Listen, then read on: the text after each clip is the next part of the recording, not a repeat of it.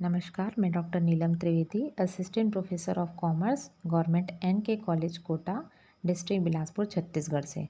जैसा कि हम सभी जानते हैं कि वर्तमान औद्योगिक जगत उत्पादन संबंधी विभिन्न जटिल समस्याओं से ग्रस्त है, जहां एक ओर श्रमिकों एवं कर्मचारियों के द्वारा कम कार्य करने, अधिक मजदूरी व सुविधाओं की मांग करने, आधुनिकीकरण एवं स्वचालन का विरोध किया जाता है, वहीं सेवा नियोजकों के द्वारा प्रतिस्पर्धा में टिके रहने, लाभ वृद्धि, लागत घटाने पर बल देने की इन अंतर्द्वंदी स्थितियों ने औद्योगिक असंतुलन को काफ़ी बढ़ा दिया है। अतः ऐसी स्थिति में किसी भी औद्योगिक संस्था को अपने अस्तित्व रक्षण के लिए अपने कार्यों का विश्लेषण और मापन करना आवश्यक हो जाता है। यह आवश्यकता प्रबंधकों को विधि सुधार एवं कार्य नियंत्रण कार्यक्रमों को लागू करने पर विवश करती है। प्रोडक्शन मैनेजमेंट के फर्स्ट वीडियो में हमने वर्क स्टडी और वर्क मेजरमेंट के बारे में पढ़ा था। वर्क स्टडी के हमने थ्री टाइप्स पढ़े थे। उन थ्री टाइप्स के हम इस वीडियो में डिटेल स्टडी करेंगे। पहला है आपका मेथड एनालिसिस या मेथड स्टडी, सेकंड है आपका मोशन स्टडी एंड थर्ड है आपका टाइम स्टडी।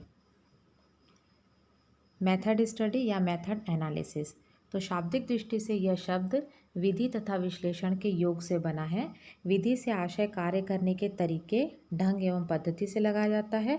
वहीं विश्लेषण का आशय है निष्कर्ष निकालने हेतु गहन अध्ययन। इस प्रकार विधि विश्लेषण मानवीय एवं यात्रिक स्थितियों का वह गहन अध्ययन है जो श्रेष्ठ विधि विकास को संभव बनाता है। मेथड स्टडी को हम मेथड इम्प्रूवमेंट और मेथड इंजीनियरिंग भी कहते हैं। डेफिनेशन में जेम्स एंड लुंडी जी की परिभाषा है कि विधि विश्लेषण वह व्यापक क्षेत्र है जिसका गति अध्ययन एक हिस्सा है। जॉर्ज एस क्लाउड के अनुसार विधि सुधार वह सामान्य प्रयुक्त पद है जो संस्थान में प्रबंध द्वारा निष्पादित कार्य अध्ययन के लिए प्रयुक्त पद्धतियों को सम्मिलित करता है। इसका अंतिम उद्देश्य कर्मचारियों की प्रभावोत्पादकता एवं संस्था की कार्यकुशलता में वृद्धि करना होता है।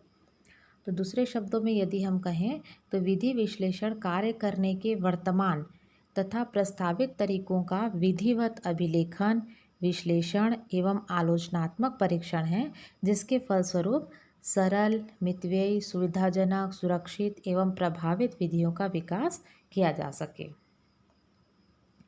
विधि विश्लेषण के उद्देश्य, वैसे तो मेथड स्टडी का मुख्य उद्देश्य है कि एक ऐसी कार्य पद्धति की हम खोज करें जिससे कुल उत्पादकता में वृद्धि हो तथा हमारी जो कॉस्ट है, प्रोडक्शन कॉस्ट जो है वो आपकी न्यूनतम हो।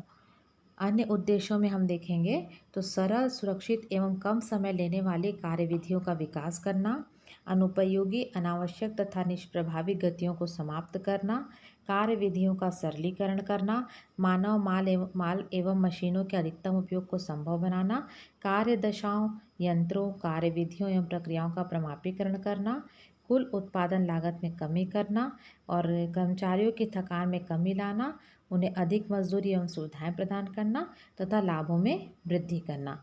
मेथड एनालिसिस के हमारे ये ऑब्जेक्ट हो गए।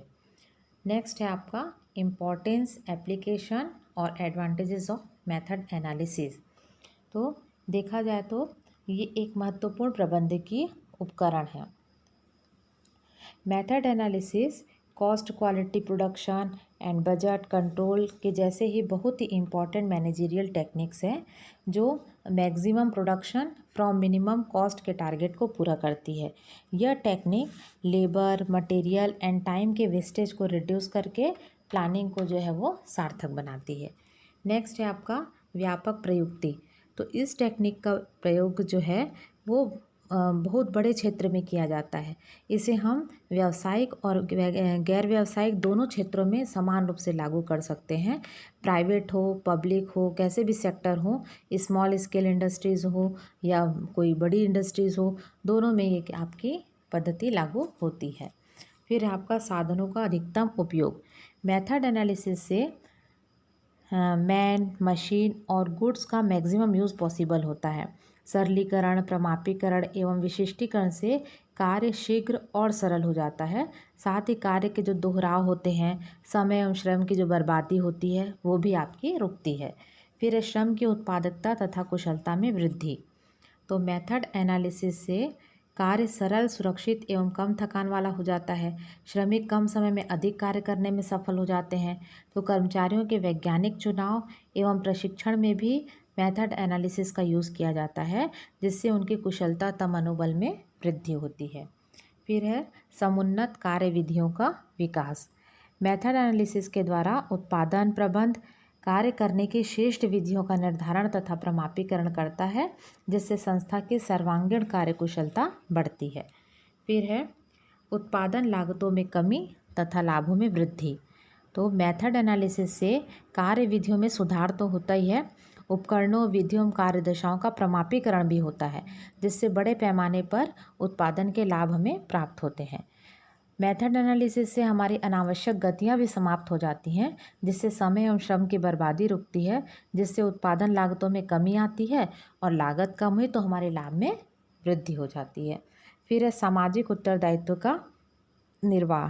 तो मेथड एनालिसिस से उत्पादन लागत व उत्पादन किस्म में सुधार होता है, जिसके फलस्वरूप जहां एक और स्वामियों को अपने विनियोग पर पूरा लाभ मिलता है, वहीं उपभोक्ताओं को सस्ती दर पर अच्छी वस्तुएं मिल जाती हैं, अच्छी किस्म की वस्तुएं मिल जाती हैं। इस प्रकार मेथड एनालिसिस से सामाजिक उद्देश्यों की भी प्राप्ति होती है। नेक्स्ट है आपका tools and techniques of method analysis.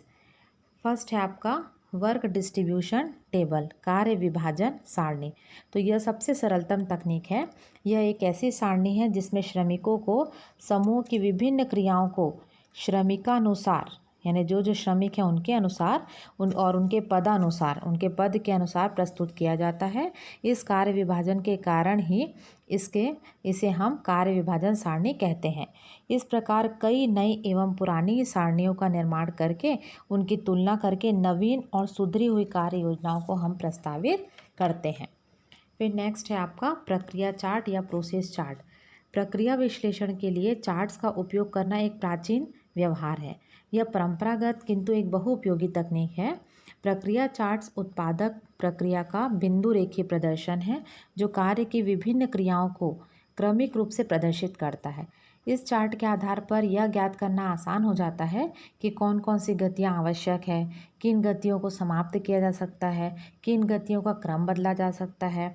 इस प्रकार विद्यमान विधि और प्रस्तावित विधि के चार्ट्स बनाकर दोनों का तुलनात्मक मूल्यांकन किया जा सकता है और एक समुन्नत विधि का विकास किया जा सकता है। फिर है आपका सूक्ष्म गति अध्ययन या माइक्रो मोशन स्टडी।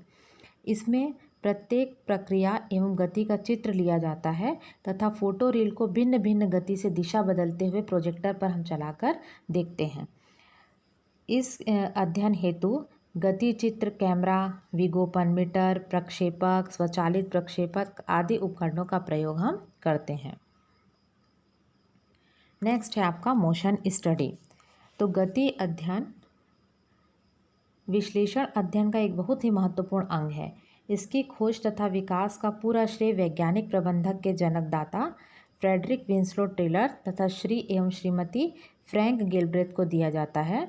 गिलब्रेथ ने शारीरिक गतियों को 17 भागों में विभाजित किया है, जिन्हें थ्रबलिक्स के नाम से भी जाना जाता है।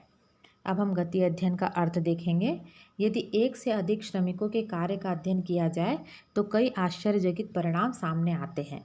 जैसे एक श्रमिक कम गतियों के साथ कम थकान महसूस करते हुए अधिक कुशलता के साथ कम समय में कार्य करता है, जबकि दूसरा श्रमिक वही कार्य अनावश्यक गतियों द्वारा अधिक थकान महसूस करते हुए अधिक समय में करता है। इस प्रकार इस विद्यमान भिन्नता को समाप्त करने तथा कार्य संपादन में प्रयुक्त गतियों को प्रमाणित करते हुए जिस तकनीक को अपनाया जाता है उसे हम गति अध्ययन कहते हैं। डेफिनेशन ऑफ मोशन स्टडी हम देखेंगे। क्लाउड एस जॉर्ज के अनुसार गति अध्ययन निष्प्रभावी एवं अपव्ययी गतियों को समाप्त करने का विज्ञान है। फ्रैंक गिलब्रेथ के अनुसार गति अध्ययन अनावश्यक, कुसंचालित एवं अकुशल गतियों से उत्पन्न अपव्यय को समाप्त करने का विज्ञान है। श्रीमती लिलियन गिलब्रेथ के अनुसार गति अध्ययन एक श्रेष्ठ कार्यविधि की खोज है। तो इसके आधार पर हम कह सकते हैं कि गति अध्ययन कार्य संपादन की विभिन्न गतियों, उपकरणों एवं सामग्रियों के प्रयोग का वह अध्ययन है जिसका उद्देश्य अनावश्यक और अनिर्देशित तथा अपव्ययी शक्तियों को समाप्त करना है ताकि श्रेष्ठतम व्यावहारिक कार्यविधियाँ विकसित की जा सके। ऑब्जेक्टिव्स ऑफ मोशन स्टडी, तो जहाँ तक संभव हो अनावश्यक गतियों को समाप्त करना इसका उद्देश्य है। फिर संबंधित गतिविधियों का संयोजन करना, विभिन्न प्रकार की जो गतिविधियाँ उनका संयोजन करना। फिर गतिविधियों के क्रम को बदलना, यदि क्रम बदलने से ज़्यादा लाभ होता है तो उनके क्रमों को बदलना। फिर गतिविधियों की कुशलता में वृद्धि करना, शारीरिक थकान में कमी करना, कार्यस्थल विन्यास, उत्पादन डिज़ाइन तथा सामग्री हस्तांतरण प्रक्रिया में सुधार करना, कार्य को अधिक सुरक्षित बनाना, औजार, फिक्चर्स एवं उपकरणों के डिज़ाइन में सुधार करना। ये हो गए गति अध्ययन के उद्देश्य। नेक्स्ट है प्रिंसिपल्स ऑफ मोशन स्टडी। पहला है आपका मानव शरीर के प्रयोग संबंधी सिद्धांत। यह सिद्धांत कहता है कि दोनों हाथ किसी कार्य को प्रारंभ करने एवं समाप्त करने के लिए दोनों का प्रयोग एक साथ करना चाहिए। सेकंड है आपका कि आराम के समय को छोड़कर दोनों हाथ एक साथ फालतू कभी नहीं रहने चाहिए। फिर है भुजाओं की गतियाँ संतुलित एवं विपरीत दिशाओं में एक साथ की जानी चाहिए। नेक्स्ट है हस्तन गतियाँ न्यूनतम वर्गों में विभाजित की जानी चाहिए ताकि थकान कम हो। नेक्स्ट है गतियों का अनुक्रम परिचालन को लय एवं प्रभाव युक्त बनाए रखने वाला होना चाहिए। फिर है आपका कार्यस्थलों की व्यवस्था संबंधी सिद्धांत। यह सिद्धांत हमें कहता है कि औजारों एवं सामग्रियों के लिए एक स्थायी एवं निश्चित स्थान होना चाहिए। उपकरण, सामग्रियाँ एवं नियंत्रक युक्तियाँ परिचालक के समीप एवं सामने होनी चाहिए। जहाँ तक हो सके सुपुर्दियाँ रुक रुक कर की जानी चाहिए। कार्यस्थल के डिज़ाइन इस प्रकार होनी चाहिए कि हवा, रोशनी पर्याप्त रूप से मिल सके। कार्यस्थल एवं कुर्सी की जो ऊंचाई है इस ढंग से रखनी चाहिए कि बार बार उठना बैठना सुविधाप्रद हो। नेक्स्ट है आपका औजारों एवं उपकरणों के डिजाइन संबंधी सिद्धांत। औजार एवं उपकरण कार्य के अनुरूप आकार में होने चाहिए। यथासंभव दो या दो से अधिक औजारों को संयोजित करके उपयोग करना ज़्यादा लाभप्रद होता है। नेक्स्ट है आवश्यक कार्य जो जिग्स, फिक्चर्स एवं अन्य मशीनी व्यवस्था द्वारा लाभदायकता से किए जा सकते हों उन्हें हाथों द्वारा संभव नहीं करना चाहिए। अब हम आ जाते हैं टाइम स्टडी या समय अध्ययन। समय अध्ययन विश्लेषण एक बहुत ही महत्वपूर्ण पहलू है। विधि विश्लेषण एवं समय अध्ययन का परस्पर अभिन्न संबंध है। एक के बिना दूसरा अधूरा है। जहाँ विधि विश्लेषण द्वारा कार्य एवं पद्धति में सुधार किया जाता है, वहीं समय अध्ययन द्वारा कार्य संपादन में लगने वाले समय को हम प्रमापित करते हैं। बिना समय अध्ययन के कार्य एवं विधि सुधार संभव नहीं होता है।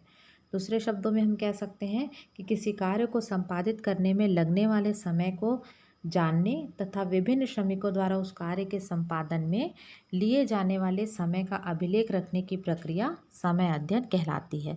अर्थात एक कार्य को हमको पूरा करने में लगने वाले समय की जानकारी रखने की पूरी प्रक्रिया जो है वो आपकी कहलाएगी टाइम स्टडी।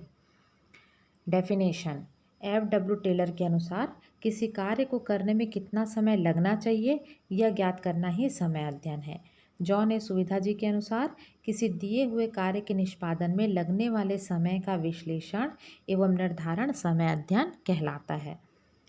तो हम ये कह सकते हैं कि किसी कार्य को करने में कितना समय लगना चाहिए और कितना मानक समय लगा, इसके अंतर को हम क्या कहेंगे, टाइम स्टडी। समय अध्ययन वह तकनीक है जो किसी कार्य में लगने वाले प्रमापित समय का निर्धारण करती है। यह कार्य मापन प्रक्रिया है। समय अध्ययन के उद्देश्य, तो पहला हम देखेंगे कि इसका उद्देश्य है प्रेरणात्मक मजदूरी योजनाओं के निर्माण के लिए प्रमापित समय निश्चित करना, एक स्टैंडर्ड टाइम डिसाइड करना। फिर उत्पादन प्रमाप अर्थात परिमाण निश्चित करना। उत्पादन लागत में श्रम लागत के हिस्से को ज्ञात करने में सहयोग करना। विधि सुधार के लिए विभिन्न विधियों की प्रभावशीलता का पता लगाना। श्रमिकों की तुलनात्मक उत्पादन एवं कार्यक्षमता की जांच करना। विभागीय प्रबंधकों के निष्पादन का मूल्यांकन करना। और लास्ट है गति अध्ययन में सहयोग करना। इम्पोर्टेंस और यूटिलिटी ऑफ टाइम स्टडी। समय अध्ययन से हम देखते हैं कि कार्य एवं समय का प्रमापीकरण हो जाता है, जिससे अधिक समानता के आधार पर कार्यभार का निर्धारण एवं वितरण संभव हो जाता है। फिर समय अध्ययन से उत्पादन समय का निर्धारण हो जाता है, कितने दिन में या कितने टाइम में हमारा प्रोडक्शन होगा, ये हमको कैलकुलेट हो जाता है। फिर समय अध्ययन से एक आदर्श मजदूरी दर तथा कृत्य संपादन का एक आदर्श समय निर्धारण करने में सुविधा होती है। प्रमापित समय एवं कार्य निर्धारण से ही श्रम लागत हमको ज्ञात हो जाती है, लेबर कॉस्ट हमको पता चल जाती है। फिर कार्य समूहों, मशीनों एवं कार्य विधियों की कुशलता तथा प्रभावोत्पादकता का मूल्यांकन सरलता से हो जाता है। प्रेरणात्मक मजदूरी योजनाओं के लिए एक विवेकपूर्ण आधार तय हो जाता है।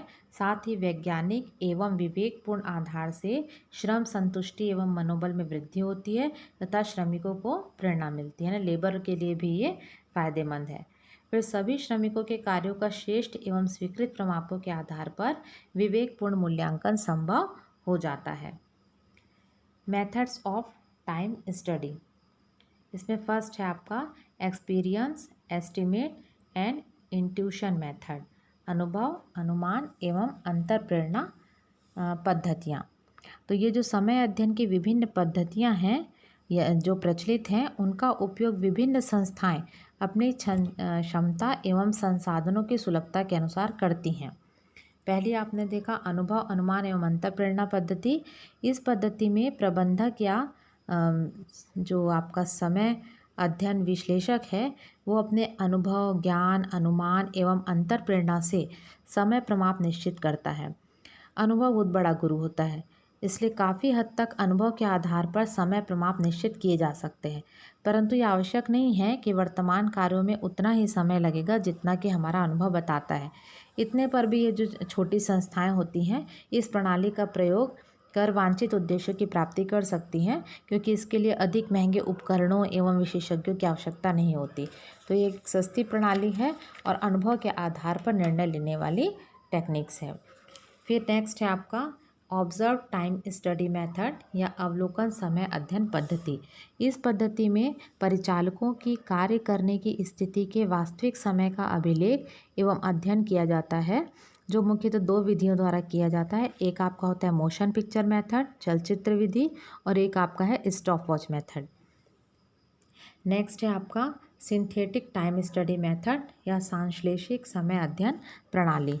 यह विधि पूर्व में विभिन्न गतियों के लिए समय मानकों की तालिकाओं के आधार पर बनाई गई समय प्रमाप विधि है। इसमें बार बार समय अध्ययन की आवश्यकता नहीं रहती है। फिर है आपका statistical standards and work sampling method, सांख्यिकीय प्रमाप अथवा कार्य प्रतिचयन पद्धति। इस विधि में कार्य को विभिन्न गतियों में विभाजित करके उनका अलग अलग अध्ययन नहीं करके एक साथ भिन्न भिन्न समयांतरों पर कर्मचारियों के कार्य करने व न करने के समय को हम नोट कर लेते हैं। इस प्रकार यह क्रिया सांख्यिकीय नियमों के अनुसार बार बार दोहराई जाती है। तत्पश्चात कर्मचारियों के कार्य करने तथा नहीं करने का समय निकालकर वास्तविक कार्य समय के मानक तैयार किए जाते हैं। तो ये हो गया जिससे हम एक स्टैंडर्ड टाइम का कैलकुलेशन कर सकते हैं। फिर है आपका टाइम स्टडी प्रोसेस या समय अध्ययन प्रक्रिया। तो टाइम स्टडी प्रोसेस का अर्थ है कि हम जब एक स्टैंडर्ड टाइम निकालते हैं तो उसके लिए किन किन स्टेप्स को हम फॉलो करते हैं। तो पहला है आपका सिलेक्शन ऑफ एम्प्लॉय, कामगार का चुनाव। तो टाइम स्टडी प्रोसेस का ये पहला स्टेप है जिसमें अध्ययन हेतु हम एक आदर्श कामगार या एम्प्लॉय का चयन करते हैं।